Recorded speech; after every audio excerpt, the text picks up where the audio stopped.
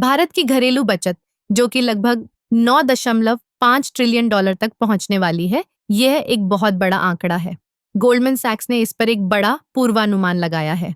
तो सवाल ये है कि ये पैसे आखिर कहाँ जाएंगे? सबसे पहले हमें यह समझना होगा कि भारतीय परिवारों की बचत का एक बड़ा हिस्सा रियल एस्टेट में निवेश किया जाता है।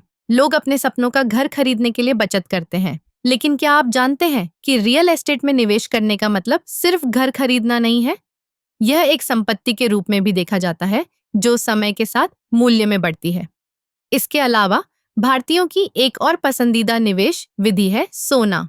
भारतीय संस्कृति में सोने का एक विशेष स्थान है। शादी, त्योहारों और अन्य अवसरों पर सोने की खरीदारी एक परंपरा है। गोल्डमैन सैक्स के अनुसार सोने में निवेश भी बढ़ सकता है, क्योंकि लोग इसे एक सुरक्षित संपत्ति मानते हैं। अब बात करते हैं शेयर बाजार की। पिछले कुछ वर्षों में भारतीय शेयर बाजार ने शानदार प्रदर्शन किया है। युवा निवेशकों की बढ़ती संख्या और डिजिटल प्लेटफॉर्म की सुविधा ने इसे और भी आसान बना दिया है। लोग म्यूचुअल फंड और स्टॉक्स में निवेश कर रहे हैं, जिससे उनकी बचत को बढ़ाने का एक नया रास्ता मिल रहा है। फिर आता है बुनियादी ढांचे में निवेश। सरकार ने कई बड़े बुनियादी ढांचे के प्रोजेक्ट्स की घोषणा की है, जैसे कि सड़कें, पुल और रेलवे। इन प्रोजेक्ट्स में निवेश करने से न केवल आर्थिक विकास होगा, बल्कि रोजगार के अवसर भी बढ़ेंगे।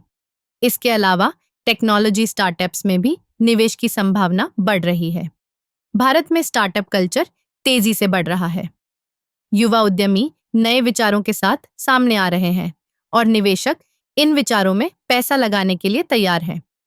इस सब के बीच हमें यह भी ध्यान में रखना चाहिए कि बचत का एक हिस्सा स्वास्थ्य और शिक्षा में भी जाएगा। लोग अपने बच्चों की शिक्षा और स्वास्थ्य सेवाओं पर खर्च करने के लिए तैयार हैं। यह एक सकारात्मक संकेत है, क्योंकि यह समाज के विकास में योगदान देता है। तो कुल मिलाकर भारत की 9.5 ट्रिलियन डॉलर की घरेलू बचत का प्रवाह रियल एस्टेट, सोना, शेयर बाजार, बुनियादी ढांचे, टेक्नोलॉजी स्टार्टअप्स और शिक्षा स्वास्थ्य जैसे क्षेत्रों में होगा। यह न केवल आर्थिक विकास को गति देगा, बल्कि हमारे समाज को भी मजबूत बनाएगा।